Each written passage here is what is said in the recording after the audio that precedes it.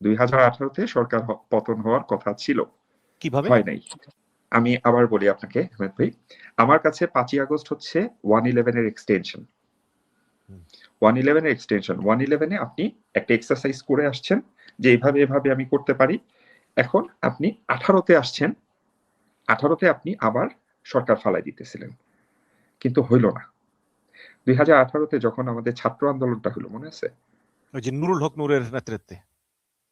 হ্যাঁ, তখন ছিল বৈষম্য বিরোধী আন্দোলন, নূর রাশেদ, আর একটা সম্ভবত অ্যাক্সিডেন্টে একটা বা দুইটা ছাত্র মারা যায়, সেটাও বাড্ডাতে, বসুন্ধরা গেটের কাছে। রীতিমতো তখন এক একজন আওয়ামী লীগের নেতা কিন্তু ঘাম ছুটে গেছিল, আওয়ামী লীগের নেতা কিন্তু ঘাম ছুটে গেছিল। ওই সময় সরকার পতন হয়ে যেত, রীতিমতো সরকার পতন হয়ে যেত। এবং আওয়ামী লীগের নেতারা কিন্তু ওই টাইমে সবাই ওই ডুয়াল পাসপোর্ট রাখে, প্রত্যেকের ভিসা রাখে, গোল্ডেন ভিসা টিসা রেখে ওই টাইমে কিন্তু সব লাপাত্তা হয়ে গেছে। ওই সময় শুধু একটা কারণে কিন্তু সরকারের পতন হয় নাই, সেটা হচ্ছে ইন্টেলিজেন্সের নেটওয়ার্ক ছিল। নূর কোন দিক থেকে কোথায় যাচ্ছে, কে কোথায় পালায় আছে, সেই নেটওয়ার্কটা স্ট্রং ছিল। আর দ্বিতীয় ছিল হচ্ছে ওই সময় পুরা আন্দোলনটাকে বরবাদ করে দেয় ছাত্রলীগ, ছাত্রলীগ আর যুবলীগ বরবাদ করে দেয়। এবং তারা এমন আক্রমণ করে যে তাদের মায়ের সামনে, যেটাকে বলে হেলমেট বাহিনী, হেলমেট পরা মানুষের মায়ের সামনে কোনো ছাত্র তো দূরের কথা, সাধারণ মানুষও দাঁড়াইতে পারেনি। তখন কিন্তু পুলিশে পিটায় নেই, পিটাইছে কিন্তু ছাত্রলীগ। এবং এবং এরা কোনো সহযোগিতাও পায় না বড় দল থেকে। না, ওরা বড় দল থেকে সহযোগিতা পায় নাই, কারণ তখন তো বড় দল তো আপনি দেখছেন ওই যে ওবায়দুল কাদেরের সাথেও মিটিং করতেছে ওই সময়, মনে নেই? বিএনপি নির্বাচনের আগে, হ্যাঁ, তখনকারই তো সব ছবি এখন ইউজ করা হয় যে বড় দলগুলা তখন নেগোসিয়েশনে লিপ্ত। ওই সময়ের আবার কিছু ওই যে কি বলে নমিনেশন বিক্রির কিছু কথাবার্তা আছে, তো ওইখানে আমি না যাই। বাট যদি আমি এখানে ফোকাস করি যে ওই সময় দুর্বলতাটা ছিল কোথায়, যারা সরকার ফালাইতে চাইছিল তাদের দুর্বলতা ছিল কোথায়, অথবা সরকারের শক্তিটা ছিল কোথায়? সরকারের শক্তিটা ছিল একটা স্ট্রং ছাত্রলীগ, একটা স্ট্রং যুবলীগ ছিল।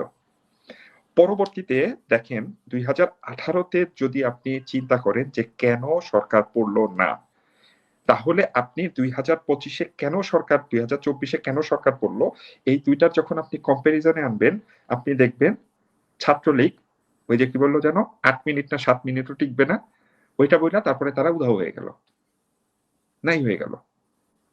আবার যুবলীগ, তারা অ্যাকশনে নেইমা তারা নাই হয়ে গেল।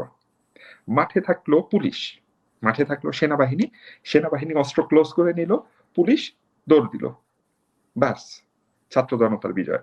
আপনি আরেকটা সিনারিও চিন্তা করেন যে ছাত্র জনতা আসতেছে, বা ধরেন যাদেরকে আসিফ নাহিদের নেতৃত্বে ছাত্র জনতা আসছে, অপোজিটে আওয়ামী লীগের লক্ষ লক্ষ নেতা কর্মী রওনা দিচ্ছে তাদের অপোজিটে, লগি বৈঠা টাইপের মারামারি হচ্ছে, তাহলে কি সরকার পড়তো?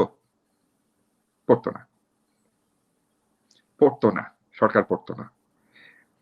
2018-র পরে ছাত্রলীগের মধ্যে যেটাকে বলে এখন গুপ্ত রাজনীতি, ছাত্রলীগের রন্ধ্রে রন্ধ্রে এমন ভাবে সেটিং করে দেয়া হয়, যুবলীগ আওয়ামী লীগের রন্ধ্রে রন্ধ্রে এমন ভাবে টাকা দিয়ে সেটিং করে দেয়া হয়, যারা ঠিক যখন দরকার পড়বে আপা আসি, নেত্রী আসি, কিন্তু কাজের সময় তারা নাই।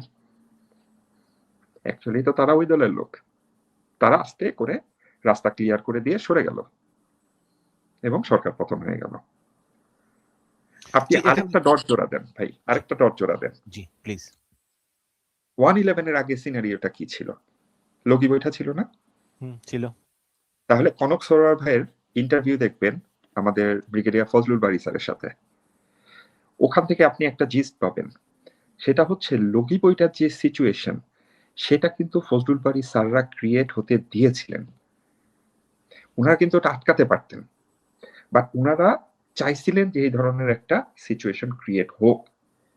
আমি যতটুকু জানি লগি বইটা দ্বারা আওয়ামী লীগ জামাতের কর্মীদেরকে পিটিয়ে মেরে ফেলেছে 5 জন না 6 জনকে লগি বইটা দিয়ে। তো আপনার কাছে আমার প্রশ্ন যে ফজলুল বারী স্যার কেন এটা হতে দিয়েছিলেন, মানে ওনার উদ্দেশ্যটা কি ছিল, মানে এটা কি কি কারণে উনি মনে করেছেন যে এটা হতে দেওয়া উচিত? ফজলুল বারী স্যার ওইটা হতে দেননি, ওইটা সেনাবাহিনী হতে দিয়েছিল হুম, কেন? বা ডিজিএফআই হইতে দিয়েছিল, তারা তাদের উদ্দেশ্য হাসিল করে নিচ্ছিল। তাদের উদ্দেশ্য ছিল, হ্যাঁ ঠিক আছে, আপনি যখন এই ধরনের যখন একটা সিচুয়েশন হয়ে যাবে, তখন আপনি একটা জনগণের ম্যান্ডেট পেয়ে গেলেন, সাধারণ জনগণের ম্যান্ডেট, যে আরে ভাই আমাদের তো সাধারণ, আমাদের যে মানে নর্মাল জীবন সেটা ব্যাহত হচ্ছে। তো এখন আসেন, হুম, সেনাবাহিনীর মটো কি? শান্তিতে আমরা, সমরে আমরা, সর্বত্র মরা দেশের তরে, তাই তো? আপনি শান্তি রক্ষার জন্য অথবা যুদ্ধক্ষেত্রে সব জায়গায় আপনি দেশের জন্য এঙ্গেজ হবেন। এখন আপনি নিজেই বলবেন, আরে এই সেনাবাহিনী পালতেছে কি জন্য, যদি এই সিচুয়েশন কন্ট্রোল না করতে তার পারে? মানে হচ্ছে অস্থিরতা ক্রিয়েট করে ক্ষমতার কাছাকাছি যাওয়ার চেষ্টা, জনগণের ম্যান্ডেটটা নিয়ে নেয়া, বিশ্বাসযোগ্যতা অর্জন করা। জনগণের ম্যান্ডেটটা নিয়ে নেয়া। আমি আপনাকে সুযোগ দিচ্ছি, আপনি যাতায়াতে আমার পাশ দিয়ে হাঁটবেন আর আমার মাথায় একটা করে চাটি মারবেন, আমি কিছুই বলবো না, মানুষ দেখবে। রেস্টুরেন্টে বসে থাকবো, আপনি আমার মাথায় একটা করে চাটি মারবেন। তারপরে যখন আমি আমার প্লেট দিয়ে আপনাকে একটা বাড়ি মারবো, মানুষ বলবে কি, ঠিকই করছে, বারবার উত্তক্ত করতেছিল, ঠিকই করছে। এখন আপনি প্রথমে সিচুয়েশনটাকে ক্রিয়েট হইতে দেন, জলটা ঘোলা হইতে দেন, তারপর আপনি সেখানে শিকার করবেন। এটাকে আমরা সহজ বাংলায় বলি জল ঘোলা করে মাছ শিকার করা। তা আপনি প্রথমে জলটা ঘোলা হইতে দেন, তারপর আপনি শিকার করেন। এই হচ্ছে আমার কাছে যে আমি যখন ডটগুলাকে জোড়া দেই, যে আমি মনে করি যে 111 এর এক্সটেনশন হচ্ছে 2018 যে ফেইলার গুলা ছিল সেগুলাকে কাভার করে সাকসেসটা আসে 2024-এ। এবং এনায়েত কবিরের কথাই তো আমরা ফেরত যাব, সেখানে বলা হচ্ছে বারবার করে যে একটা বাহিরের শক্তি এখানে ক্ষমতা রদবদল করে। আমি বিশ্বাস করি এটা সত্য।